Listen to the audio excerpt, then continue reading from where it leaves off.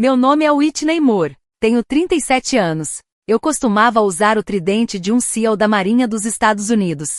Isso significa algo para algumas pessoas, para outras não significa nada. Principalmente para meu irmão. Jantar em família na sexta-feira à noite em uma churrascaria que costumava ser um posto de gasolina. Eles transformaram a velha garagem em um bar, penduraram lâmpadas Edison nas vigas e serviram carne seca em tábuas de madeira. Um lugar onde homens como meu irmão Michael se sentem importantes, pedindo um Hair Plus e bebendo um Cabernet por $70. Eu usava uma camisa azul marinho com botões, mangas arregaçadas, gola alta sem maquiagem, cabelo preso para trás. Não vim para impressionar ninguém, vim porque minha mãe me ligou 2 vezes e deixou uma mensagem dizendo: apareça só uma vez. Não faça disso uma declaração. Michael já estava falando alto antes dos aperitivos chegarem, alto e um pouco vermelho por causa do vinho. 3 de seus amigos o ladeavam, Steve, Kylie e Brent. Só abotoaduras e risadas falsas, o tipo de homem que gasta mais em mensalidades de academia do que em livros. Eu não falei muito, e só isso já me tornava interessante ou ameaçadora para eles. Eu não conseguia mais notar a diferença. Quando a picanha caiu na frente de Michael, ele ergueu a faca e disse: sabe o que é loucura? Minha irmãzinha aqui, Whitney, entrou para a Marinha, fez todas as coisas de má conduta e depois desistiu. Simplesmente desistiu. Ele sorriu para mim. Não do tipo quente. Do tipo que corta. Ela é só uma desertora da Marinha, ele disse, passando a faca pela carne como se fosse uma metáfora. Os homens riram. Brent deu uma cotovelada em Kylie. Kylie balançou a cabeça. Steve murmurou algo sobre provavelmente não conseguir lidar com isso. Suas vozes ecoavam umas sobre as outras como carrinhos de golfe na grama molhada. Nenhum deles perguntou por que fui embora. Eles não sabiam que a palavra integridade não se aposenta quando sua comissão se aposenta. Mantive minhas mãos no colo. Então ela entrou. A garçonete era jovem, com pouco mais de 20 anos, rabo de cavalo castanho e mãos nervosas. Ela carregou 2 pratos para a mesa atrás de nós e tentou passar por Steve. Ele se moveu um pouco, mas não o suficiente. Quando ela passou, ele estendeu a mão e a agarrou pela cintura. Ei, ele disse, sorrindo para ela. Se você for tão rápida, vai derrubar a bebida de um homem. Ela enrijeceu-se e tentou recuar. Ele não soltou. Michael riu baixinho. Brent se inclinou e sussurrou algo para Kylie, que riu de volta. Um show privado. Eu me levantei. Sem palavras, apenas movimento. Steve não me viu chegando. Dei um passo atrás dele, deslizei meu braço esquerdo por baixo do dele e sobre seu peito. Puxei seu pulso da cintura dela e o prendi com o meu. Ele tentou resistir. Girei, abaixei o ombro e o joguei com força no chão. Seguiu-se um som como de um saco de roupa molhada caindo. Brent avançou do outro lado da mesa. Virei-me, desviei, agarrei a jaqueta dele quando ele passou e usei seu impulso para redirecioná-lo para uma cadeira de madeira. Ela se estilhaçou. Ele caiu no chão sem fôlego. Kylie hesitou. Encontrei seus olhos. Ele tentou me empurrar e passar, talvez correr. Girei, prendi a perna dele e o joguei ao lado de Steve. 15 segundos. Foi só isso que precisou. Steve, Brent e Kylie gemendo no chão, ainda respirando, mas sem interesse em se levantar. O garfo do meu irmão estava a centímetros da sua boca. Os olhos dele não se moveram de mim. Ele não estava mastigando. Ele não estava piscando. Ele parecia um homem que entrou confiante em uma sala e percebeu que não tinha ideia de com quem estava sentado. E a carne estava esfriando. Michael examinou a sala. Primeiro o bar, depois as cabines, depois a garçonete, que havia recuado e agora estava segurando seu avental. Ela não estava chorando, mas estava perto. Ele procurou por alguém, qualquer um. Um sorriso irônico, um aceno de cabeça, um encolher de ombros que dissesse sim. Ela exagerou. Ele não encontrou nada. Uma mulher 2 mesas adiante puxou a filha para mais perto. Um casal mais velho do outro lado do corredor me deu um aceno sutil. Não era aprovação. Algo mais silencioso. Respeito. Talvez alívio. O gerente veio correndo, um homem na faixa dos 40 anos, com cabelo ralo e uma gravata muito apertada. O que diabos aconteceu aqui? A garçonete deu um passo à frente antes que eu pudesse responder. Ele me agarrou, ela disse, apontando para Steve, ainda no chão. Ela ajudou. Eu não me mexi. Meu coração batia rápido, mas não fora do ritmo. Minhas mãos firmes, minhas costas retas. Depois vieram os telefones. Primeiro ouvi os bips, depois as lentes. Pessoas filmando, sussurrando. O momento estava se transformando em outra coisa agora. Steve tentou se sentar. Você é louca, ele disse, esfregando o ombro. Estávamos conversando com ela. Brent gemeu algo incoerente. Kylie sentou-se e disse, devíamos chamar a polícia. Ela nos agrediu. Virei-me para eles. Agi para evitar um segundo ataque, eu disse claramente. E não usei mais força do que o necessário. Algumas pessoas aplaudiram, mas não muitas. Apenas o suficiente para o rosto de Michael congelar. A polícia chegou em poucos minutos. 2 policiais de patrulha, um jovem inseguro, o outro mais velho e vigilante. Eles olharam para a cena, depois para mim e depois para a garçonete. Ela o agarrou e o jogou no chão. Kylie disse rapidamente. Foi uma loucura. O oficial mais velho levantou uma sobrancelha. E por que ela fez isso? Steve abriu a boca. A garçonete interrompeu. Ele me agarrou e me tocou onde eu não queria ser tocada. Ela viu. Todo mundo viu. O oficial se virou para mim. Senhora, a senhora é militar? Eu disse. Treinamento dos SALS de Guerra Especial da Marinha. Seus olhos piscaram, mas ele não fez nenhum comentário. Brent tentou uma última vez. Isso é um exagero. Estávamos brincando. Ela poderia ter nos matado. Ela não fez isso, disse o policial. O gerente exibiu as imagens de segurança. Observei de longe enquanto ele avançava, parava, retrocedia e reproduzia novamente no exato momento em que Steve agarrou a garota. Minha abordagem, as quedas, eram eficientes e controladas. O oficial voltou. Parece que essa foi uma resposta típica de manual. Michael ainda não havia dito uma palavra. Ele estava sentado ereto agora, com o guardanapo perfeitamente dobrado no colo, como se nada tivesse acontecido.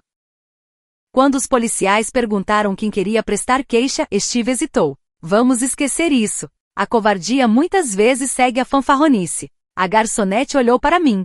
Obrigada, ela disse com a voz quase inaudível. Eu não sabia o que fazer. Você não precisava, respondi. Foi por isso que eu fiz. Michael finalmente falou. Você está transformando isso em uma cena. Virei-me lentamente. Não, eu disse. Steve transformou isso em uma cena. Eu terminei. Ele olhou ao redor novamente e não havia ninguém do seu lado. Não mais. Meu nome é Whitney Moore. Se você me visse passando por você na rua, nunca imaginaria que eu costumava liderar equipes de ataque pelo chifre da África. Você não saberia que eu estive em hangares de aeronaves onde o ar tinha gosto de óleo e aço. Você não veria a cicatriz de queimadura no meu ombro esquerdo, causada por um morteiro de curto alcance em Kandahar, ou as 4 citações guardadas em uma pasta de papel em uma gaveta que nunca mais abro. Eu era um suboficial da Marinha dos Estados Unidos, designado para o DEGRU, o que o público chama de SEAL Team 6. Você provavelmente conhece as histórias. O que você não sabe são os silêncios no meio. As partes pelas quais ninguém aplaude. O tipo de coisa que você carrega para casa como ferrugem nos pulmões. Mas nada disso importava na mesa de jantar da minha família. Naquela mesa eu era apenas Whitney, a filha que ficou séria demais. A irmã que não sabe relaxar. Aquela que costumava ser fofa antes de ficar tão intensa. Meu irmão Michael sempre teve um jeito de organizar o ambiente ao seu redor. Ele entra em um lugar como se tivesse sido construído apenas para refletir sua presença. Ele é alto, tem queixo quadrado e fica bronzeado o ano todo graças às viagens de golfe e às camas de bronzeamento que ele chama de terapia de luz. Ele administra uma imobiliária que vende imóveis de alto padrão para pessoas que falam mais sobre a metragem quadrada de suas ilhas de cozinha do que sobre seus filhos. Minha mãe o chama de âncora da família.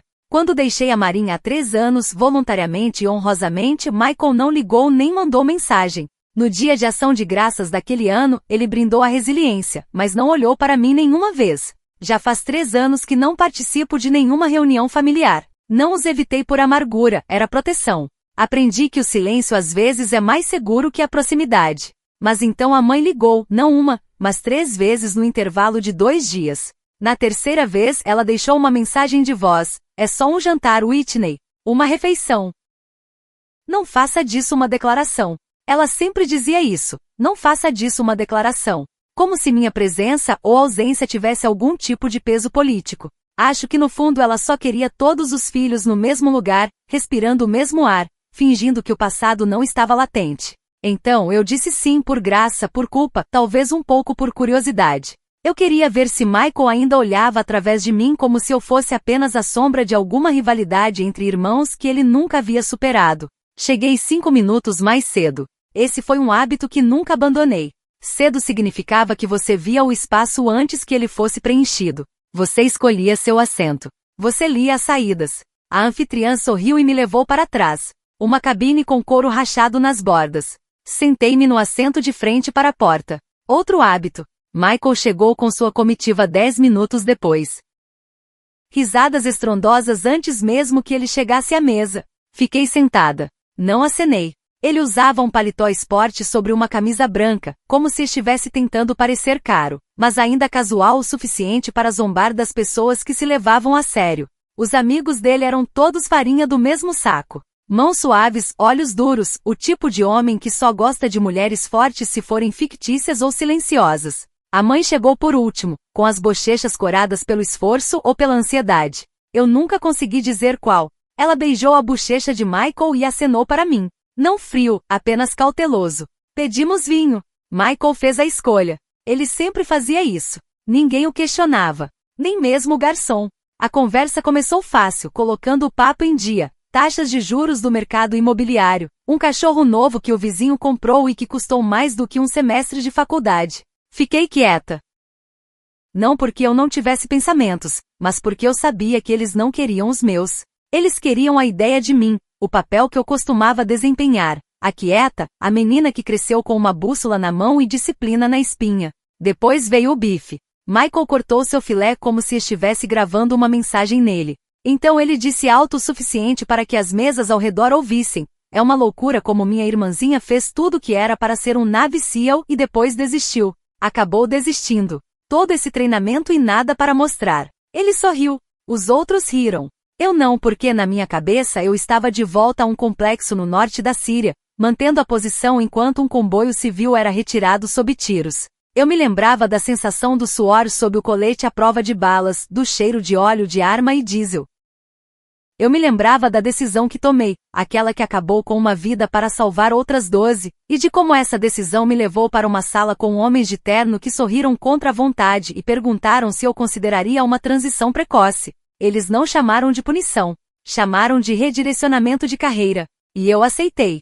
Não porque fosse fraca, mas porque não estava disposta a fazer política com sangue. Michael não sabia disso. Ele não queria saber. Para ele, eu era apenas uma desertora da marinha. Então, tomei um gole de água, cruzei as mãos e esperei, porque o que ele não sabia era que eu não era quem iria causar uma cena. Eu era quem iria pará-la. Eu não desisti. É o que sempre dizem, não é? Que eu desisti. Que abandonei uma missão em Mogadíscio após executar uma ordem que levou à morte de uma mulher e 2 crianças. Ninguém me disse que eles estavam no prédio. Ninguém verificou. A ligação chegou rápido. E meu trabalho, exatamente, era retransmitir as coordenadas para um ataque aéreo direcionado a um suposto esconderijo de armas. O que encontramos foi uma sala de estar destruída por estilhaços e um homem segurando um bicho de pelúcia carbonizado nas mãos, gritando em direção aos escombros. Eu enviei o relatório. Sem desculpas, sem enfeites, apenas fatos. Eu esperava uma audiência. Esperava perguntas. O que tive foi uma reunião a portas fechadas com 2 oficiais que eu nunca tinha visto antes, ao lado de um homem de terno feito sob medida que se dizia um contato, o tipo de homem que diz que aparência é virtude. Eles me ofereceram uma saída antecipada, enquadraram como uma reatribuição estratégica para a saúde da unidade. Disseram que eu poderia dar um tempo, voltar para os Estados Unidos e me recompor. Mas eu sabia o que era. Eles não queriam alguém que levantasse a mão e dissesse que aquilo era errado. Eles queriam silêncio, obediência, continuidade. E eu, ainda me recuperando da explosão, das imagens e do silêncio que se seguiu, aceitei. Arrumei meu equipamento, deixei a chave do meu beliche na mesa e parti sem cerimônia, sem despedida, sem distintivo, sem saudação. Quando entrei na casa da minha mãe 2 dias depois, com a mochila ainda na mão, ela mal levantou os olhos da cozinha. Você chegou cedo, ela disse. Eu não a corrigi. Michael apareceu naquela noite e entrou como se o oxigênio fosse dele. Viu minha mala ainda fechada perto da porta, me olhou de cima a baixo e soltou uma risada curta. Viu? Eu disse que as mulheres não duram muito no exército. Muito emotivas. Ele disse isso como se fosse uma lei da natureza, como a gravidade, como uma verdade casual transmitida de geração em geração. Não respondi, mas lembro-me de sentir meu punho apertar a alça da minha caneca de café, do calor subindo atrás das orelhas e do momento exato em que decidi que nunca me explicaria a ele. Os militares me ensinaram a agir com propósito, não para justificar minha presença em uma sala, Mas família tem um jeito de exigir explicações que você não deve a eles. Mamãe nunca perguntou o que aconteceu. Não insistiu. Apenas dobrou as toalhas mais alto que o normal. Disse ao clube de bridge que eu estava dando um tempo e que Whitney sempre foi um pouco intensa. Mudei-me naquele mês e consegui um emprego em DC, sob a supervisão de uma empresa de defesa civil, fazendo auditorias de sistemas. Pagava bem. Era tranquilo e ninguém se importava com o que eu costumava ser. Mas dentro de mim havia um zumbido, como uma frequência baixa de rádio que ninguém mais ouvia, uma sensação de que algo tinha ficado para trás. Toda vez que ouvia o estouro de um carro, eu pensava naquele ataque aéreo. Toda vez que fechava os olhos em um quarto silencioso, via uma parede de poeira subindo em Mogadíscio. Ainda assim fiquei quieta. Era mais fácil, menos perturbador e menos exaustivo do que corrigir pessoas como Michael, que simplificava meu histórico e dizia que eu desisti. Mas o silêncio, como qualquer outra coisa, cria pressão. Eu treinava em particular, corria à noite e dava aulas de autodefesa para mulheres em uma organização sem fins lucrativos no centro da cidade. Ninguém sabia quem eu era. Ninguém perguntava, até aquela noite na churrascaria. Até ver a garçonete enrijecer sob o aperto de Steve, até perceber que ninguém mais se mexia. A Marinha me tirou muitas coisas. Sono, certeza, uma visão simples do certo e do errado. Mas também me deu clareza. Você não espera para ver o quão ruim vai ficar. Você intervém antes que aconteça. E naquele momento percebi uma coisa. Eles me chamavam de desistente. Mas a verdade é que eu já tinha escapado de uma guerra uma vez. Eu não ia me afastar de outra. Michael nunca entenderia isso. Seu mundo foi construído em torno de facilidades, narrativas limpas e do conhecimento exato da sua posição na hierarquia social. O meu foi construído no calor do deserto, sob lâminas giratórias, em missões sobre as quais ninguém jamais lera. Onde não era preciso ser compreendido, apenas agir. Então, quando ele zombou de mim na mesa, acompanhado de seus amigos bêbados de vinho, fiquei em silêncio. Não porque fosse fraca, mas porque eu sabia que o silêncio podia se tornar uma arma do tipo que pousa precisamente quando necessário, do tipo que dá resultado em 15 segundos. Eu não desisti, eu recuei. E não demorou para que eu visse a mão dele antes do rosto. Steve estendeu a mão para trás com aquela atitude casual e autoritária de quem não acredita em consequências. Nem se virou. Apenas deixou que os dedos agarrassem o quadril da garçonete como se fosse dono dela. Ela congelou. A bandeja inclinou-se em sua mão. 2 pratos balançaram. Um deles escorregou, mas o joelho dela segurou a tempo. Ele riu. Cuidado, querida, você quase perdeu a noite toda. Ela deu um passo rápido para trás, mas ele a segurou. As costas da mão dele agora pressionavam a parte inferior das costas dela. Possessivo, desrespeitoso, perigoso. Foi nesse momento que a churrascaria deixou de ser um restaurante e começou a se tornar um campo de batalha. Brent se levantou primeiro com o guardanapo ainda na mão, como se fosse algum tipo de escudo de civilidade. Moveu-se devagar com a mão apoiada no encosto da minha cadeira perto o suficiente para comentar, mas não para ser considerado contato. Kylie não se moveu. Apenas se inclinou um pouco para a frente, o queixo apoiado na mão, observando como se tudo fosse parte de um espetáculo. Eu já tinha visto aquele olhar antes em detentos, em covardes, em homens que confundem silêncio com submissão. Vamos lá, disse Brent quase em tom de brincadeira. Ela está bem. Não precisa bancar o herói. A garçonete olhou para Michael. Ele não se moveu. Apenas deu de ombros. Eu me levantei. As pernas da cadeira não rangeram. Sussurraram porque eu tinha deslocado meu peso da maneira correta, calma, fluida, equilibrada. Os olhos de Brent se estreitaram. Você está falando sério? Eu não disse nada. Coloquei-me entre Steve e a garçonete. Lentamente e deliberadamente. Eu não arranquei a mão dele. Não levantei a voz. Não mostrei distintivo nem dei um soco. Apenas disse, você vai tirar a mão dela agora mesmo. Steve então se virou completamente, piscando como se nem tivesse percebido quem tinha falado. Depois me olhou de cima a baixo. Relaxa. Estamos nos divertindo. Brent deu um sorriso irônico e se aproximou da mesa. Kylie permaneceu imóvel, ainda observando. Quem você pensa que é? Disse Brent em voz baixa, hostil. Seu corpo mudou de posição, sem treinamento, apenas instinto de quem já brigou em bar, mas nunca enfrentou uma ameaça real. Eu o encarei nos olhos e respondi, eu costumava ser da Marinha. Brent riu. Costumava ser foi a frase-chave. Então ele estendeu a mão para mim e foi isso. O tempo tem um jeito de passar mais devagar quando seu corpo sabe o que fazer. 15 anos de memória muscular aprimorada sob pressão em lugares sem saída. Você não esquece como responder quando alguém invade seu espaço com intenção. A mão dele nem tocou minha jaqueta quando meu braço esquerdo se levantou, agarrando seu pulso no ar e girando no sentido horário para quebrar seu centro de equilíbrio. Dei um passo à frente, movi meu quadril e usei seu próprio impulso para jogá-lo no chão de ladrilhos. Sua cabeça bateu na quina de uma cadeira durante a queda, de forma limpa, controlada e não letal. Steve xingou e investiu, mas deixou claro. Desviei o olhar e usei seu movimento para frente para redirecioná-lo de cara para a mesa. Os pratos tilintaram, uma taça de vinho quebrou, seu joelho bateu na borda e ele caiu com força, ofegante. Kyle se levantou, mas não rápido o suficiente. Avancei 2 passos, avaliei seu equilíbrio e girei suas pernas. Ele atingiu o chão com o ombro primeiro, sua cabeça quicando apenas o suficiente para atordoá-lo, mas não o suficiente para causar dano. 15 segundos do início ao fim, 3 homens caídos ainda respirando, mas não implorando.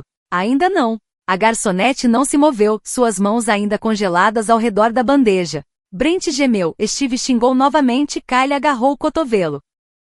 E Michael, meu irmão, ficou em silêncio. Ele ainda estava sentado, segurando o garfo, que não havia chegado à sua boca. A carne sangrou um pouco sob o peso da faca. Sua expressão não era de confusão, era outra coisa, reconhecimento. Ele olhou para mim do mesmo jeito que alguém olha para uma tempestade depois de rir das nuvens. Parecia que ele finalmente havia entendido que eu não deixei a marinha porque era fraca. Eu fui embora porque sabia do que era capaz. E quando precisei usar, não errei. O restaurante estava completamente silencioso, sem música, sem conversa, apenas respiração. E o som dos sapatos de Brent raspando no piso enquanto ele tentava se reposicionar sem parecer mais humilhado. Eu não me regozijei, não fiz postura, não levantei as mãos nem a voz. Simplesmente me virei para a garçonete e perguntei, você está bem?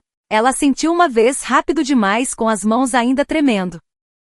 Michael finalmente largou o garfo, lentamente como se pesasse mais agora. Ouvi a primeira gravação de celular começar, alguém atrás de mim, provavelmente um dos convidados. Aquele clique familiar quando alguém decidiu que valia a pena salvar o momento. Digno de viralização compartilhável. Mas eu não estava fazendo isso para as câmeras, estava fazendo porque ninguém mais fez. Porque eu sabia o que acontecia quando as pessoas ficavam paradas dizendo que não era problema delas. Porque uma vez segui uma ordem que custou vidas e desta vez não precisei de permissão para impedir algo errado. Desta vez eu agi. Brent foi o primeiro a reagir, o que me surpreendeu, pensei que seria Steve, mas Brent tinha algo a provar. Talvez achasse que uma queda barulhenta lhe garantiria o posto de alfa no grupo, talvez pensasse que eu recuaria. Ele investiu não com estratégia, apenas com impulso e orgulho cego. Isso tornou fácil.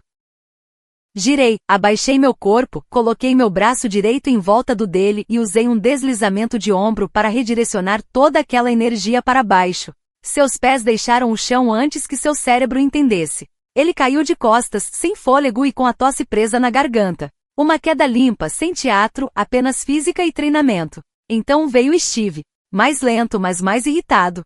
Seu maxilar estava tenso, os olhos brilhando de ego ferido. Eu conseguia sentir a tensão em seus músculos a poucos metros. Ele fez um movimento amplo, imprudente e pessoal. Esperei um segundo, deixei-o vir. Sua mão estendeu-se em direção ao meu ombro como se tivesse algo a dizer. Agarrei seu pulso no meio do arco e o torci para dentro, rápido e firme. O som que fez não foi um estalo, ainda não, mas algo entre tensão e rendição. Ele grunhiu, tentando se afastar, eu não deixei. Entrei, virei o corpo e usei o braço dele como alavanca para jogá-lo com o peito na borda da mesa. O impacto derrubou uma taça de vinho, espalhando-se pelo chão como sangue, mas era apenas merlot vermelho e orgulho ferido. Steve se encolheu no chão, segurando o braço. Kyle foi o último. Ainda de pé, ainda calculando. Ele hesitou e avançou sobre mim com uma pequena explosão de velocidade. Nenhum aviso, nenhum som, mas eu ouvi, o arrastar suave das solas de couro no piso, o chiado da respiração antes de um grito, o sussurro do ar deslocado antes de um soco. Virei no momento em que ele levantou o punho. Não havia tempo para sutilezas, apenas funcionalidade. Agachei-me bem, passei a perna por cima da canela dele e acertei em cheio a parte interna do joelho. A articulação dobrou-se para o lado, não quebrou, apenas cedeu. Ele uivou e caiu no chão, agarrando a perna como se pudesse desfazer o que já tinha acontecido. 3 homens, 3 quedas, sem desperdício de energia, sem exageros, sem facas, sem gritos. Eu não xinguei, não fiz postura, não mostrei distintivo nem soltei frases de filme. Apenas respirei. É isso. 15 segundos. Eu fiquei de pé. Eles não. Brent rolou e tossiu. Steve murmurou algo como ameaça, mas não conseguiu formar palavras pela dor. Kyle balançava para frente e para trás com os dentes cerrados. Todos conscientes, nenhum tentando se levantar. O restaurante estava em silêncio, como neve caindo. Senti o peso de dezenas de olhos sobre mim. Ninguém falou, ninguém se moveu. E naquele momento eu não era irmã de Michael, não era uma desistente, não era convidada à mesa. Eu era outra coisa, algo que eles não conseguiam nomear. Talvez pensassem que eu tinha treinamento em artes marciais, ou que eu era segurança, guarda-costas, algo de cinema, algo explicável. Mas eu era alguém que agia, alguém que não esperava consenso antes de fazer o que era certo. A garçonete ainda não havia se movido, encostada na parede, bandeja no chão e mãos trêmulas. Virei a cabeça lentamente e olhei em seus olhos. Você está segura agora, eu disse calmamente. Ela assentiu uma vez, depois duas, com lágrimas surgindo, mas piscando para contê-las. Steve gemeu mais alto, um apelo disfarçado de desafio. Fique abaixado, eu disse sem olhar para ele. Essa é a coisa mais segura que você pode fazer. Minha voz não era alta, mas foi ouvida. Michael ainda não tinha falado, imóvel à mesa, guardanapo no colo, garfo intocado. O bife sangrava no prato, escorrendo no purê de batatas. Pela primeira vez ele não tinha nada a dizer. Nenhum comentário presunçoso, nenhum insulto, nenhum sorriso condescendente, apenas silêncio atordoado. Ele não me reconheceu. Talvez esse fosse o ponto, porque passou anos me definindo pela única decisão que tomei que não se alinhava ao mundo dele. Mas ele nunca perguntou o que eu tinha visto, nunca perguntou o que eu aprendi, e certamente nunca imaginou do que eu ainda era capaz. Eu não precisava do reconhecimento dele, nem do pedido de desculpas. Pela primeira vez eu tinha algo melhor, clareza. Nenhum golpe desperdiçado. Não nesta noite. Nunca. O primeiro policial chegou 6 minutos depois, o segundo 30 segundos mais tarde, já com a mão no bloco de notas. Steve conseguiu se sentar, ainda segurando o pulso como se o próprio corpo o tivesse traído. Brent estava quieto, deitado de lado, respirando pesado. Kyle sentado contra a parede, balançando, lábios apertados, segurando o joelho. Eu não me mexi. Os policiais olharam ao redor. O copo de vinho quebrado, a cadeira virada, os 3 homens no chão. O mais alto perguntou o que tinha acontecido. Steve falou primeiro. Ela nos atacou, disse, gesticulando com a mão boa. Do nada, estávamos apenas conversando. Ela ficou maluca. Sua voz tremia, não de dor, mas de vergonha, de medo da cena. Ela nem nos deu uma chance, acrescentou Kyle, agarrando-se à mentira. Não foi provocado. Brent murmurou, quero prestar queixa. O oficial mais jovem se virou para mim. Senhora, isso é verdade? Antes que eu respondesse, Michael se levantou. Levantou a mão, sutil e calmo. Ela é minha irmã, disse em voz baixa. Ela serviu na marinha. Foi boa por um tempo, mas teve alguns problemas. Problemas de saúde mental, transtorno de estresse pós-traumático. Foi se agravando. Não foi a primeira vez. Ele não olhou para mim, apenas para o policial, como se passasse um bilhete escondido, tentando salvar a situação para si ou para a família. Eu olhei, não com descrença nem com raiva, mas com uma compreensão silenciosa e ardente. O mesmo irmão que antes dizia às pessoas que eu servia com orgulho agora transformava esse serviço em um aviso. Eu não disse nada, não me defendi, porque naquele momento o gerente do restaurante se aproximou com um tablet. Seu rosto pálido, mas voz firme. Temos câmeras de segurança, disse. Filmou tudo. O policial pegou, exibiu o vídeo, todos reunidos ao redor da tela. Lá estava Steve agarrando a garçonete, Brent se movendo atrás de mim, eu em pé. Depois, tudo se desenrolou quadro a quadro com clareza perfeita, sem exagero, sem raiva, apenas precisão, controle e resposta. O policial assistiu 2 vezes, então olhou para Steve. Sem provocação? Perguntou. Steve não respondeu. Então uma voz baixa soou. Eu também vi, disse uma garotinha de 7, talvez 8 anos, sentada a uma mesa próxima com a mãe. Cabelos cacheados, olhos arregalados, milkshake de chocolate derretendo à frente. A mãe tentou silenciá-la, mas a menina insistiu. Ela foi corajosa, como um soldado de filme, mas de verdade. O policial sorriu de leve, ajoelhando-se. O que você viu? Ela não começou, disse a menina. Aquele homem tocou na garçonete e não soltou. Ela disse para ele parar. Então ele não parou. Então ela o deteve. A policial olhou para a mãe que assentiu. Ela tem razão, eu vi tudo. Aquela mulher salvou a garçonete. Todos os outros apenas assistiram. Outras vozes seguiram. Um casal de idosos, ela interrompeu algo feio antes que piorasse. Outra garçonete. Eles estavam bebendo e falando alto fazia tempo. Estávamos prestes a intervir. Até um homem de terno no bar disse: não tive certeza no início, mas sim, ela fez a coisa certa. Rápida e limpa. A policial mais jovem parecia sobrecarregada, a mais velha apenas assentiu e começou a recolher depoimentos. Steve se encolheu contra a parede, Brent encostou a cabeça na mesa, Kylie perguntou se podia ir para casa. A resposta foi não. Não apresentaram acusações contra mim, mas contra eles. Agressão, má conduta pública, desordem. A garçonete estava ao meu lado agora, não disse muito desde o início, mas olhou para cima, bochechas coradas, olhos brilhando. Obrigada, sussurrou. Você nem me conhecia. Dei a ela um meio sorriso. Não precisava. Michael não disse mais nada. Quando os policiais pediram que ele esclarecesse sua declaração anterior sobre minha saúde mental, ele apenas balançou a cabeça e murmurou: deixa pra lá. Olhou ao redor da sala. Estava tudo claro agora. Ninguém acreditava na versão dele. Ninguém estava do seu lado. Ele saiu sem dizer mais nada, com as mãos nos bolsos, sua presença repentinamente muito pequena. Enquanto levavam Steve, Brent e Kylie algemados para fora da porta, a garotinha puxou a manga da mãe. Mãe, sussurrou ela, alto o suficiente para eu ouvir. Quero ser como ela quando crescer. A mãe sorriu e depois olhou para mim. Eu também, disse ela suavemente. Não chorei. Não sorri de orgulho. Mas algo em mim se aliviou. Pela primeira vez em muito tempo me senti vista. Não condecorada, não definida, apenas vista. E isso foi o suficiente. O policial mais velho voltou depois de revisar as filmagens e tomar depoimentos. Ele se aproximou de mim com uma expressão calma, profissional, mas aberta. Senhora, disse ele. A senhora foi treinada em autodefesa? Olhei-o nos olhos e assenti uma vez. Eu não apenas treinei outros.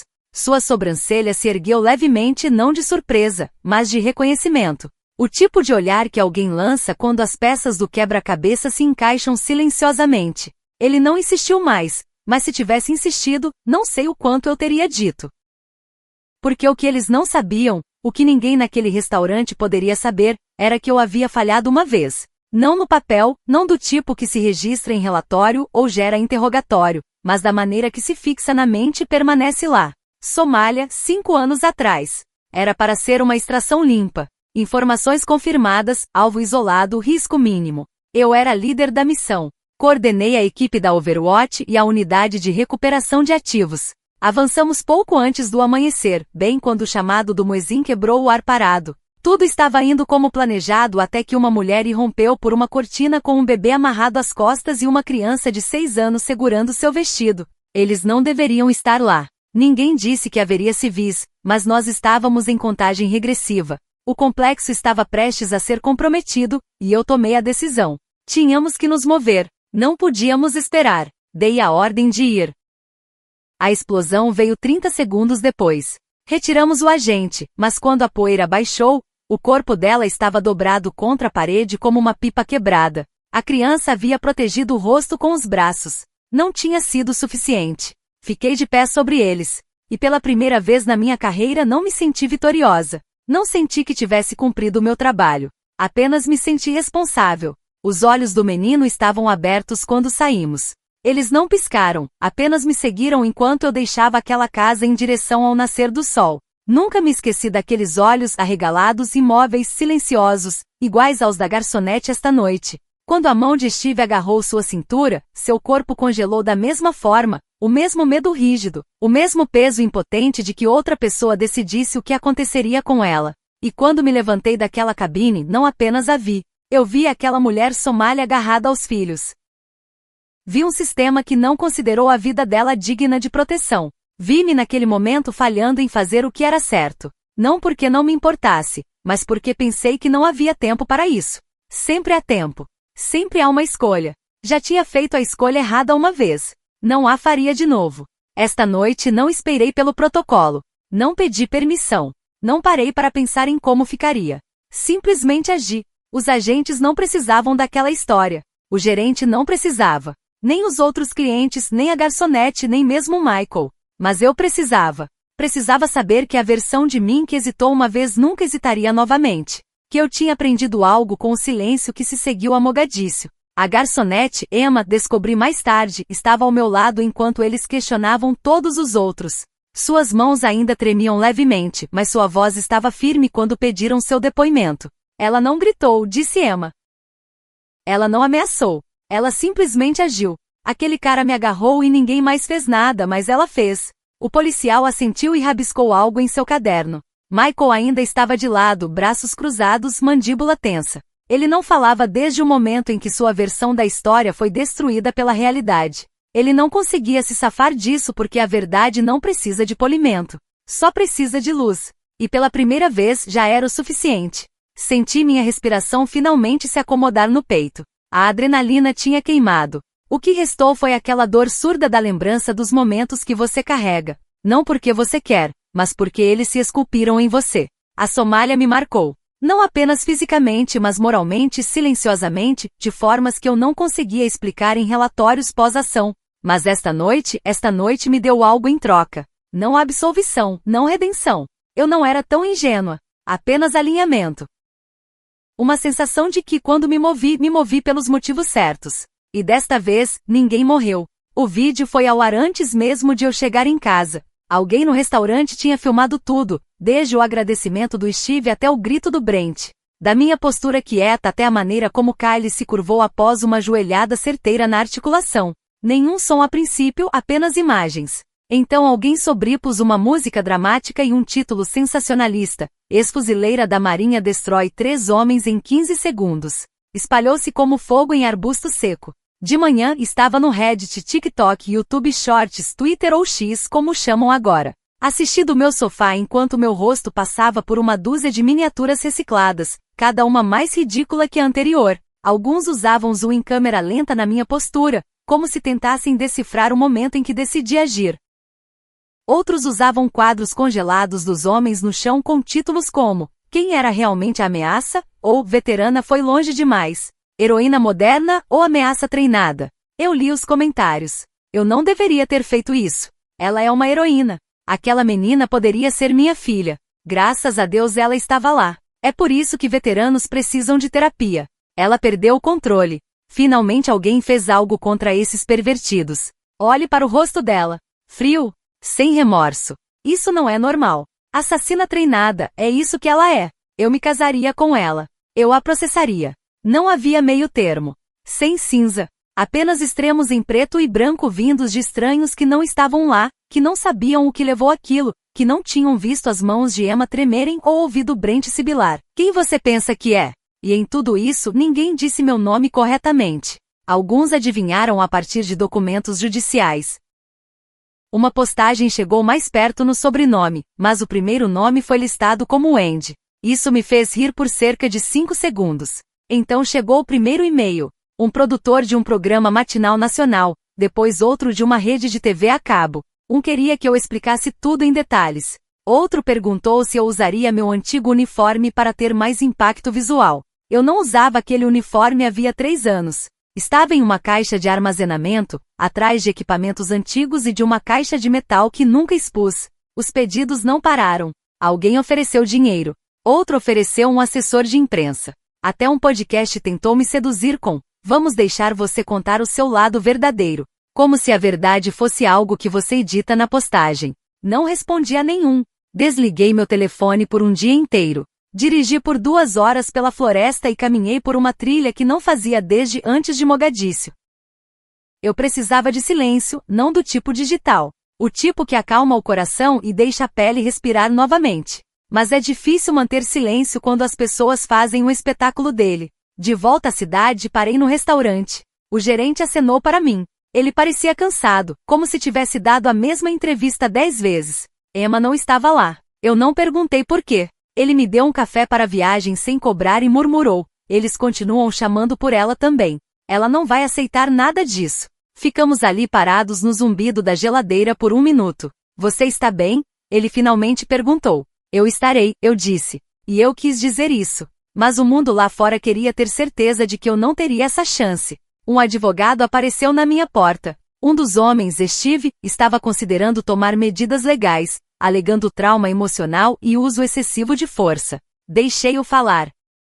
Então dei a ele o nome da minha advogada, uma mulher que conheci por meio de um grupo de justiça para veteranos. Ela me ligou naquela noite. Você fez tudo conforme as regras, ela disse. A câmera confirma. Testemunhas confirmam. Você não intensificou. Você conteve. Eu não quero ir ao tribunal, eu disse. Provavelmente não irá, respondeu ela. Ele está blefando, buscando atenção ou um pagamento. Suspirei. Deixe-o procurar em outro lugar. Mas já não se tratava mais dele. O incidente não foi apenas um incidente. Agora era um símbolo. Um campo de batalha de opiniões onde cada um via o que queria ver. Para alguns, eu era a prova de que mulheres podiam ser fortes. Para outros, a prova de que treinamento militar era perigoso nas mãos de civis. Um ícone feminista, uma pessoa descontrolada, uma protetora, uma ameaça. E em meio a todo esse barulho, a verdade foi destruída. Eu não queria fama. Não precisava de aplausos. Eu queria que Emma se sentisse segura voltando ao trabalho. Eu queria que a garotinha naquela mesa ainda acreditasse que mulheres podiam se levantar sem serem punidas por isso. Eu queria que minha mãe parasse de me enviar mensagens com artigos que tentavam me explicar como um estudo de caso. Eu queria que meu irmão dissesse, ao menos uma vez, que estava errado. Eu queria paz, mas paz não vem de anúncios. Então, quando outra rede entrou em contato, dessa vez oferecendo uma entrevista ao vivo, sem truques, apenas minha história, eu disse não. Eu não devia a ninguém uma narrativa que pudesse ser recortada em segmentos. Eu já tinha contado minha verdade da única maneira que importava. 15 segundos, 3 ações, uma escolha e eu mantive a decisão. Minha mãe veio aqui 2 noites depois que o vídeo viralizou. Ela não ligou antes. Nunca liga quando está preocupada. Trouxe uma caçarola de berinjela, sua habitual oferenda de paz. Eu a aqueci por hábito, embora não tivesse apetite. Sentamos em extremidades opostas da minha pequena mesa de cozinha, aquela com a marca de faca de quando abri minha caixa de placa de aposentadoria rápido demais. Ela parecia menor do que eu lembrava, não porque tivesse encolhido, mas porque eu tinha me distanciado da versão de mim que ela ainda guardava nos olhos. Ela não disse nada a princípio, apenas cruzou as mãos cuidadosamente no colo, como se estivesse de volta à igreja. Então finalmente falou baixinho.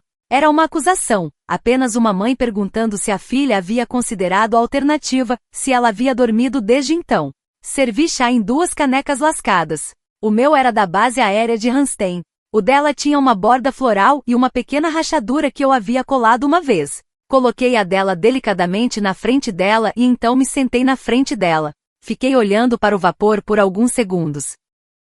Eu costumava pensar que quietude significava silêncio. Eu disse que significava ficar sentado, deixando o momento passar. Mas agora acho que às vezes a paz começa com o oposto. Às vezes começa quando alguém finalmente se move. Ela piscou uma vez, não chocada, apenas absorvendo. Ela estendeu a mão sobre a mesa e colocou a dela sobre a minha. A mão dela tremia, não de medo, mas da idade, talvez de nervosismo, mas era quente, reconfortante. Você não me contou o que aconteceu na Somália, ela disse. Olhei para baixo.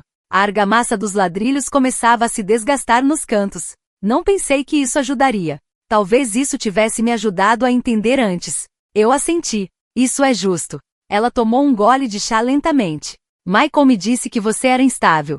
Eu estremeci um pouco. Ele sempre diz coisas assim quando não entende alguma coisa. Você conhece seu irmão. O mais alto da sala. Mais quieto com a verdade. Ela deu um pequeno sorriso e depois ficou quieta novamente. Eu não senti isso. Nós apenas ficamos sentados. Então ela fez a pergunta verdadeira abaixo de todas as outras. Você se arrepende? Olhei para ela por um longo momento. Não por preocupação dela. Não pelas linhas finas ao redor dos olhos, mas pelo amor que havia por trás de tudo isso. O tipo que não desaparece mesmo quando é confuso. Lamento que isso tenha acontecido. Eu disse que pessoas como Brent e Steve existem. Que alguém tem que intervir. Mas eu me arrependo de ter me levantado? Não. Ela apertou os lábios e assentiu lentamente. Você sempre foi forte, mesmo quando era pequena. Lembro-me de quando você tinha 10 anos e um garoto empurrou outra garota no recreio. Você nem hesitou. Você chegou, pegou a mão dela e a levou embora como se fosse a dona do mundo. Deixei um sorriso surgir no canto da minha boca. Peguei detenção por isso. Sim, ela disse, e eu fiquei orgulhosa mesmo assim. Ela enfiou a mão na bolsa e tirou um artigo dobrado. Eu não queria ler os comentários, mas achei que você deveria ver isso. Ela me entregou. Era um artigo de um blog de veteranos locais. Alguém que eu não conhecia escreveu: "O que pedimos aos nossos militares é impossível. Agir com precisão, sem hesitação, sob coação, e depois retornar à vida civil e esperar que hesitem quando for necessário." Whitney Moore não surtou. Ela viu uma situação que outros ignoraram.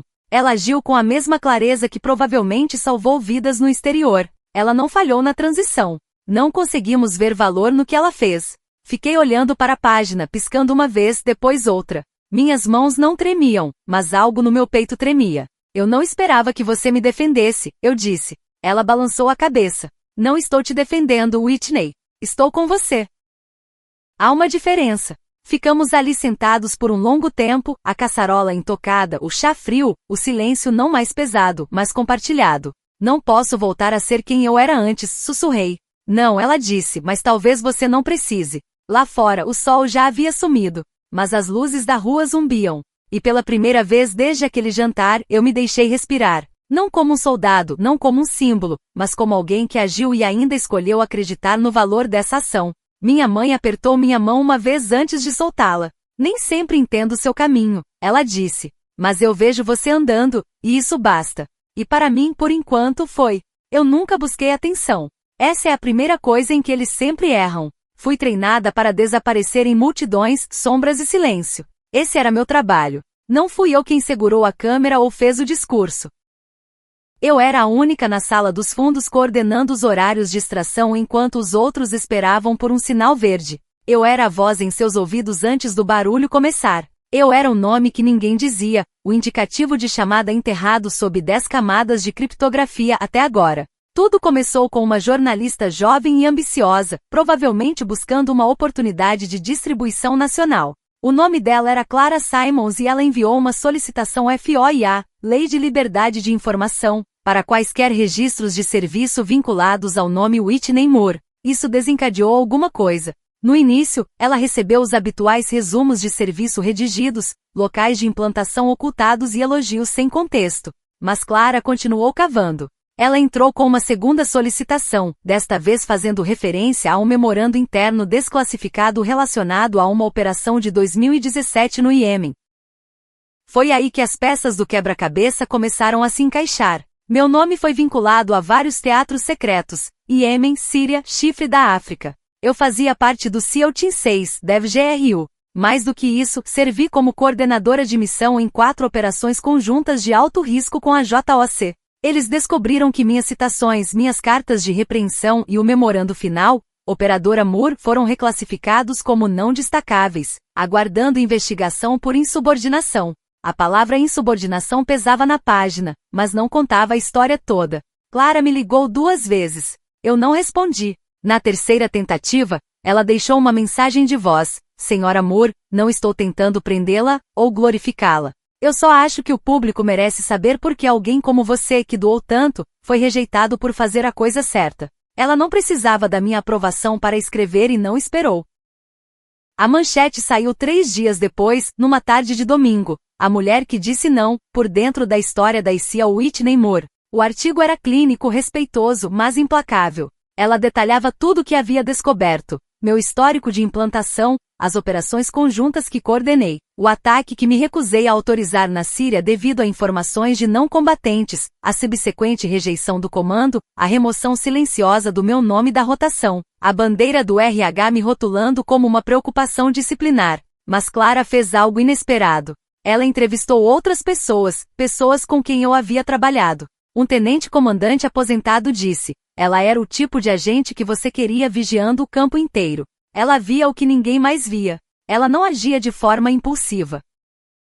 Ela agia corretamente." Outra voz anônima: "Eles não gostavam que ela questionasse decisões ruins, principalmente quando vinham de cima." Quando terminei de ler, minha caixa de entrada tinha 100 e-mails não lidos. Jornalistas, ex-companheiros de equipe, estranhos. O artigo se tornou viral não por minha causa, mas por causa do que eu representava. Nos comentários vi veteranas escrevendo: "Eu não sabia que podíamos dizer não." Vi homens escrevendo: "Ela seguiu o juramento, não apenas a ordem." Também vi trolls me chamando de instável, emotiva, perigosa. Mas fui treinada para lidar com ameaças mais altas do que palavras em uma tela.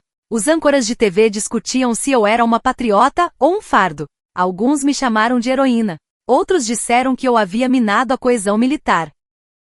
Mas o que mais me impressionou foi uma frase silenciosa que Clara escreveu, enterrada no final de seu artigo. Às vezes, a coragem não soa como um grito de guerra. Às vezes é apenas uma mulher parada enquanto todas as outras se movem para o outro lado. Essa foi a frase que pegou. Essa foi a frase que as pessoas citaram. Meu passado não era mais só meu. Durante anos os militares me disseram quem eu era, uma unidade, uma patente, um nível de autorização. Então minha família tentou me dizer quem eu era, uma desistente, uma decepção, uma mulher que não conseguiu dar conta do trabalho. Agora estranhos estavam tentando me definir novamente, um símbolo, um problema, um quebra-cabeça. Mas aqui está a verdade, eu sou Whitney Moore. Eu era uma suboficial da Marinha dos Estados Unidos. Servi em zonas de guerra que a maioria dos americanos não conseguiria encontrar num mapa. Coordenei missões que salvaram vidas e retive ordens que poderiam ter destruído mais. E sim, eu disse não quando era preciso. Não porque eu quisesse ser nobre. Não porque eu tivesse algo a provar. Mas porque havia crianças naquela vila. Porque eu olhei para aquele feed, vi os contornos térmicos e pensei, essa é uma mãe. Essa é uma criança. Essa não é a inimiga. Tentaram me apagar, me redigir como as linhas do meu arquivo. Mas às vezes a verdade sobrevive à tinta preta. E agora eles estavam me escrevendo de volta depois do artigo. As ligações chegaram rápido. A Academia Naval me pediu para falar para sua turma de formandos. West Point entrou em contato uma semana depois. Uma das filiais do ROC se ofereceu para me levar e cobrir as despesas de acomodação. Todas as suas mensagens soavam iguais. Ficaremos honrados em ouvir sua história. Sua perspectiva é única. Acreditamos que isso inspiraria a próxima geração de líderes. Mas eu recusei. Eu não estava interessada em subir num palco para ser aplaudida por cadetes que ainda acreditavam que a guerra era sobre medalhas e saudações. Eu não estava pronta para ser o símbolo de ninguém. Em vez disso, entrei em uma cafeteria tranquila na esquina da Larch com a Bellman. Ela estava atrás do balcão, com o cabelo puxado para trás dessa vez, as mangas arregaçadas revelando uma pequena cicatriz no pulso. Quando ela olhou para cima e me viu, ela sorriu como alguém que estava esperando. Guardei uma mesa perto da janela para você, disse ela, apontando para o assento com a borda lascada. Sentei-me. Ela serviu 2 canecas. Sem perguntas, só presentes. Depois de alguns goles, ela se inclinou ligeiramente para a frente. Você não se lembra do meu nome, lembra? Eu me lembro do jeito que sua mão tremia quando você segurava a bandeja, eu disse baixinho. Eu me lembro que você não chorou. Ela riu baixinho. É Ava. Eu assenti. Ava. Nós conversamos por 1 hora sobre tudo e sobre nada. Ela me disse que cresceu em uma casa onde levantar a voz era a única maneira de ser ouvida. Ela trabalhou em 3 empregos durante a faculdade comunitária, se candidatou para o cargo de policial, mas não passou no exame físico na primeira tentativa. Mas depois daquela noite, ela disse, eu me inscrevi novamente. Inclinei a cabeça. O que mudou você? Você não gritou. Você não flexionou nem fez postura. Você simplesmente se moveu e os deteve sem transformar isso em uma guerra. Pensei que se é assim que a força pode ser, talvez eu tenha uma chance. Lá estava ela novamente. Aquela linha. Forte não significa necessariamente alto. Eu não sabia se ria ou se chorava. Não escolhi nenhuma das duas. Eu apenas sustentei o olhar dela. Ela me contou que foi aceita em um programa na universidade local, Justiça Criminal, com foco em segurança e resposta a crises. Ela queria trabalhar em segurança aeroportuária, talvez, eventualmente, em segurança nacional. A maioria das pessoas ainda me vê como a garota com café nos sapatos, ela disse. Mas você olhou para mim como se eu fosse importante. Eu vi uma mulher ainda de pé, eu disse. Ela sorriu e depois ficou quieta. Há algo mais, ela acrescentou. Eles nos pediram para escrever uma redação sobre um momento que mudou a maneira como nos víamos. Eu escrevi sobre você. Meu professor chorou. Olhei para minha xícara. Estava quase vazio. Você me fez ver, ela disse, que não precisamos esperar que alguém nos resgate. Podemos ser aqueles que se movem primeiro. Eu respirei fundo. Essa é a lição mais valiosa que já aprendi. E não veio de um uniforme. Surgiu de um erro. Sua sobrancelha se ergueu levemente. Contei-lhe brevemente sobre a Somália. Sobre o dia em que hesitei, sobre o relatório que apresentei. Sobre o silêncio que se seguiu. Não entrei em detalhes, mas ela entendeu. Os olhos dela não piscaram. Ela disse, então agora você garante que ninguém hesite quando for preciso. Eu assenti. Antes de eu sair, ela me entregou um pedaço de papel dobrado. Para quando você se esquecer que seu silêncio pode ser mais alto que o barulho da maioria das pessoas. Era o ensaio dela. Na saída, passei por uma adolescente no balcão, de no máximo 16 anos. Seus olhos me seguiram do mesmo jeito que os de Ava costumavam fazer. O mundo não havia mudado, mas alguém dentro dele havia. Talvez 2 pessoas, talvez mais. Mais tarde naquela semana, recebi outra ligação. Não de um general ou jornalista. Desta vez de uma professora. Ensino fundamental, ela disse. Um de seus alunos perguntou se Whitney Moore era real. Ela quer ser como você quando crescer, disse a professora. Espero, respondi. Ela quer ser como ela mesma. Tudo começou com um sussurro em seu escritório. Alguém baixou o vídeo, o do restaurante. Então, outra pessoa encontrou uma citação antiga dele em um seminário sobre segurança pública. A disciplina começa em casa. E se você não consegue manter sua própria família em ordem, não me fale sobre segurança nacional. Não sei quem compartilhou primeiro, mas se espalhou rápido. O viral funciona nos 2 sentidos. Na quinta-feira, o RH abriu uma revisão silenciosa. Na segunda-feira, Michael deixou o conselho de liderança veterano local. Nenhuma acusação foi feita, mas o dano já estava feito. Um colega de trabalho aparentemente perguntou a ele durante um intervalo: "Você realmente chamou sua irmã de desistente? Uma vergonha?" Ele negou, é claro. Disse que foi tirado do contexto. Disse que estava preocupado apenas com minha saúde mental, mas as pessoas não acreditaram. Não mais. A casa que ele havia comprado nos arredores da cidade, de 2 andares, com detalhes brancos e uma bandeira no quintal, começou a ecoar. A esposa dele levou as crianças para a casa dos pais em Indiana. Só até as coisas se acalmarem, ela disse. Ela nunca mais voltou. Ele tentou apagar comentários em suas postagens, mas eles se multiplicaram. Antigos colegas escreveram coisas como: "Ela salvou vidas. O que você fez?" Um ex-tenente que ele orientou comentou simplesmente: "Decepcionado, senhor, profundamente." Aquela palavra, senhor, sempre o inflou como hélio. Agora parece um alfinete. Michael ligou para nossa mãe. Ela não ficou do lado dele. "Eu assisti a filmagem", ela disse. "E me lembro de como você costumava provocá-la na frente dos seus amiguinhos do exército. Você achou que eu não tinha visto?" "Eu vi." Ele perguntou: "Você realmente acredita que ela é algum tipo de heroína?" Ela não gritou. Acabei de responder. "Acredito que ela nunca parou de proteger as pessoas, mesmo de você." Ele desligou na cara dela. "Eu não soube de tudo isso de uma vez. A informação foi chegando aos poucos. Um repórter entrou em contato e mencionou que ele estava se afastando de cargos públicos. Outro me encaminhou capturas de tela. Um dia, uma mulher que eu nunca tinha conhecido me enviou uma mensagem privada. Seu irmão foi meu supervisor há 3 anos. Ele costumava dizer: nenhuma mulher conseguiria fazer algo de verdade. Larguei aquele emprego depois de um ataque de pânico. Gostaria de ter falado.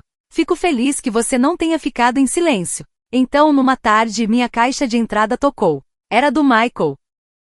Assunto: "Não faço mais ideia de quem você é. Nenhuma saudação, nenhuma despedida, apenas uma única linha. Não sei mais quem você é." Fiquei olhando para aquilo por um longo tempo. Meu dedo passou sobre excluir, mas eu não o fiz. Eu arquivei. Não por sentimentalismo, mas porque algo naquela frase me disse mais do que ele pretendia. Para começar, ele nunca me conheceu. Michael sempre me definiu em contraste com ele mesmo.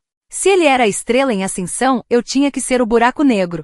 Se ele vestia bem o uniforme, eu era imprudente em questioná-lo. Se ele seguia ordens, eu era perigosa por desobedecer. E quando me afastei do comando, não por fraqueza, mas por recusa moral, ele interpretou como desistência. Mas agora as pessoas estavam ouvindo uma versão de mim que não se encaixava na história dele. Eu era a quieta no jantar, a irmã retraída nos feriados, a veterinária frágil que não conseguia lidar com o estresse. Ele moldou essa narrativa durante anos. Mas 15 segundos em um restaurante reescreveram tudo. Não para mim, eu já sabia quem era. Mas o mundo também estava começando a ver. Michael havia perdido o monopólio da história e odiava isso. Aquele e-mail nunca foi sobre curiosidade. Foi um lamento, uma última tentativa de compreender a identidade que ele havia construído. Com ele no centro e eu na periferia. Tarde demais. Pessoas como Ava agora percebiam isso. A mãe também. Outros também.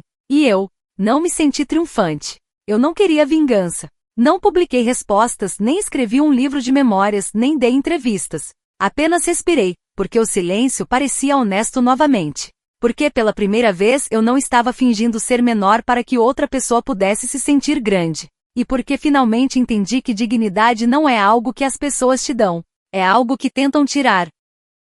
Mas se você segurar firme o suficiente, eles não conseguem. 3 semanas depois, encontrei Michael em um parque perto do rio. Não foi ideia minha. Ele estendeu a mão novamente, dessa vez com mais do que uma frase. Perguntou se poderíamos conversar pessoalmente apenas uma vez em território neutro. Eu escolhi o lugar. Nenhuma multidão, nenhuma câmera, apenas 2 bancos desgastados pelo tempo sob uma cobertura de olmos que tinham visto mais estações do que qualquer um de nós. Ele já estava lá quando cheguei, com o paletó dobrado sobre o colo e um copo de papel com café apertado nas 2 mãos. Aproximei-me lentamente não por medo, mas para me dar tempo de sentir alguma coisa. Eu não tinha certeza do que. Ele olhou para cima. Ei, disse com a voz baixa. Obrigado por vir. Sentei-me. Alguns centímetros de madeira e memória nos separavam. Ficamos ouvindo o vento por um tempo. Então ele começou. Falei demais, disse. Durante anos, nunca perguntei o que você viu, o que você sentiu. Apenas presumi. Eu não respondi. Ainda não. Ele respirou fundo. Fiquei com ciúmes de você, disse finalmente. Não das suas medalhas, mas da sua espinha. Você defendeu coisas que eu não ousava questionar. Você disse não quando eu ainda estava concordando. Virei-me ligeiramente para ele. O perfil estava mais definido do que eu lembrava. Mais linhas, menos blindagem. Achei que você fosse imprudente, continuou. Eu pensava que falar significava traição, mas era eu quem estava protegendo as coisas erradas. A xícara tremeu em suas mãos. Ele não chorava, mas algo falhou em sua voz. Não estou aqui para perdão, disse. Acho que não mereço. Eu só. Olhou para baixo. Eu só precisava pedir desculpas. Não perfeita, não polida, mas real. Mesmo assim, não disse nada. Não porque não sentisse nada, mas porque aquele momento precisava se estender, não se romper, não se encolher. Ele esperou. Então eu finalmente falei. Você era meu irmão mais velho, eu disse. Mesmo uniforme. Você deveria me proteger, mas zombou de mim publicamente e em particular por anos. Ele assentiu. Sem defesa, sem desculpa. E quando tomei a decisão mais difícil da minha vida, renunciar, você tratou como fraqueza. Eu sei, disse. Eu continuei. Eu tinha que continuar. Você não se juntou a nós quando os outros riram. Você liderou o riso. Você me chamou de quebrada, frágil, quando sabia que não era assim.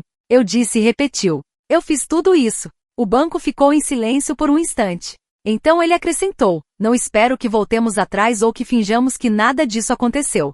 Só precisava encarar isso com você, não por e-mail, não por meio de encenação. Desculpas. Olhei para frente.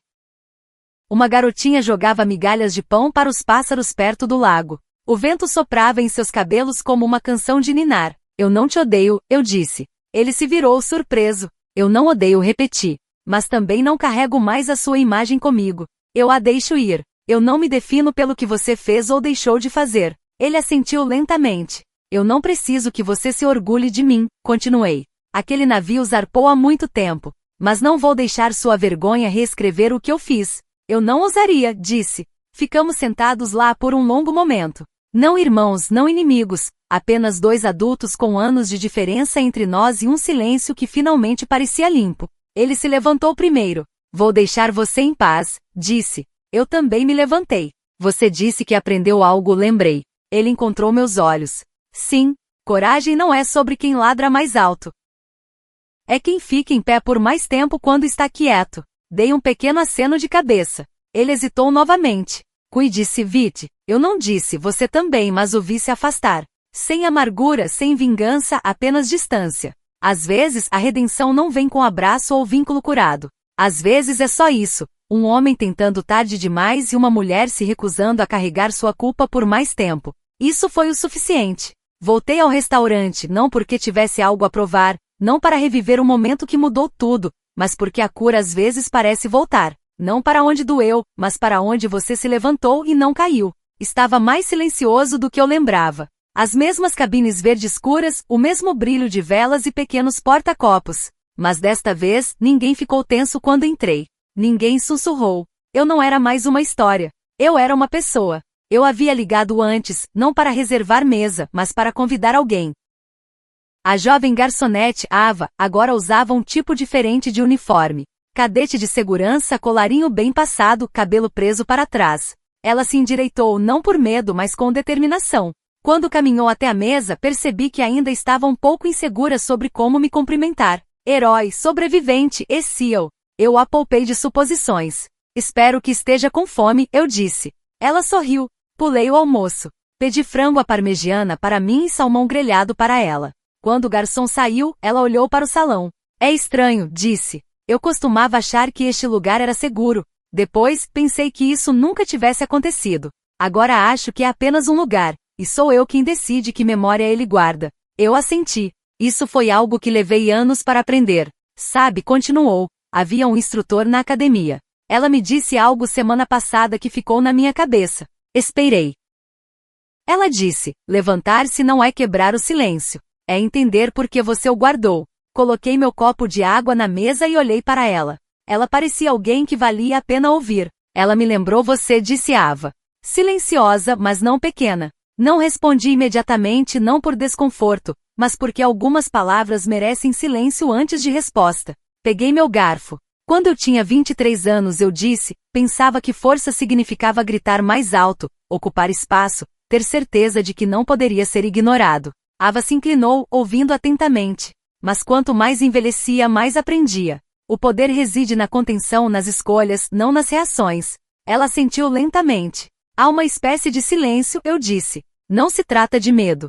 É sobre presença. Foco. Saber exatamente quem você é sem precisar gritar. A vela em nossa mesa tremeluziu. Uma brisa suave entrava pela janela entreaberta atrás de nós. Ava olhou ao redor.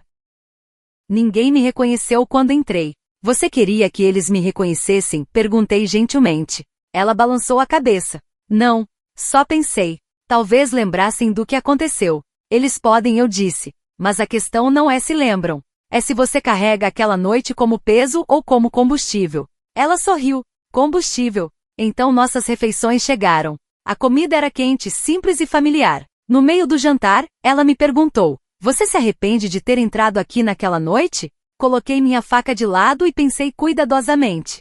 Não, eu disse. Mas lamento não ter ensinado mais mulheres como você antes. Lamento que nos tenham ensinado a ser educadas antes de aprendermos a ser seguras. Ela não disse nada, mas pude vê-la processando cada palavra como se fosse um manual que reescrevia para si mesma. Depois que terminamos, tirou algo do bolso do casaco. Um pequeno pino de metal em forma de escudo. Meu primeiro distintivo de qualificação, disse. Por concluir o treinamento do protocolo de redução de conflitos. Levantei uma sobrancelha. Essa é uma que deveriam divulgar com mais frequência. Disseram que me saí excepcionalmente bem nas simulações, acrescentou. Não estou surpresa. Ela olhou para o alfinete e depois para mim novamente. Eu costumava pensar que precisava ser outra pessoa para ser levada a sério. Agora acho que só precisava parar de me desculpar por quem já era. Eu não respondi. Apenas sorri. Quando a conta chegou, eu a peguei. Ela alcançou mais rápido. Deixe-me, disse. Por favor. Eu deixei. Depois ficamos do lado de fora do restaurante. A rua estava iluminada com luzes âmbar suaves, e o céu acima era daquele azul profundo que faz você acreditar em novas oportunidades. Estou feliz que você veio esta noite, disse. Que bom que você perguntou. Ela me abraçou não por obrigação, mas por escolha. Não demorou muito, apenas o suficiente. Antes de se virar, disse. Você não apenas impediu que algo ruim acontecesse naquela noite. Você começou algo bom. Observei-a se afastar, seu distintivo refletindo a luz por um segundo. E fiquei ali mais um pouco, deixando o silêncio se instalar. Não era pesado. Não era solitário. Estava simplesmente cheio. Às vezes, o encerramento não vem com aplausos ou desculpas. Às vezes vem com luz de velas, coragem silenciosa e um prato de frango à parmegiana servido quente. Não esperava voltar tão cedo. Mas uma semana depois, um funcionário do restaurante entrou em contato e me convidou a visitá-lo. Não perguntei por quê. Apenas fui numa tarde chuvosa de terça-feira, quando o público do almoço já tinha diminuído e o lugar cheirava a manjericão fresco e óleo de limão. A anfitriã me cumprimentou pelo nome. Por aqui, senhorita. Moore disse, e eu a segui passando pelas cabines, pelas mesas onde muitos estranhos antes assistiram em silêncio atordoado. Passei pelo canto exato onde fiquei para impedir uma mão de tocar a pele de outra mulher. Agora aquele canto tinha algo mais. Não era alto. Não era chamativo, mas me deixou paralisada. Uma pequena placa de bronze fixada na parede, logo acima do nível dos olhos. Inscrição elegante gravada no metal, dedicado àqueles que permanecem firmes quando o silêncio não é mais suficiente. Sem nomes, sem fotos, apenas essas palavras. Não me mexi por um tempo. Uma parte de mim queria chorar não de tristeza, mas por reconhecer que, pela primeira vez, algo que eu havia feito em silêncio estava sendo honrado. Silenciosamente. Perguntei ao gerente ao meu lado de quem era a ideia. Ele hesitou antes de responder. Ava sugeriu. Claro, ela não contou, não pediu permissão. Não precisava. Ela entendeu o que era o momento e o que não era. Não é para fazer ninguém se sentir pequeno, disse. Só para lembrar as pessoas que este lugar já viu coragem e gentileza antes, e sempre verá. Olhei para ele. Esse pode ser o sistema de segurança mais poderoso que você já instalou. Ele riu baixo. Imaginamos que palavras fariam mais que câmeras. Fiquei para o chá. Não para comemorar, apenas para respirar em um espaço que antes continha medo e agora continha memórias e talvez um pouco de orgulho silencioso.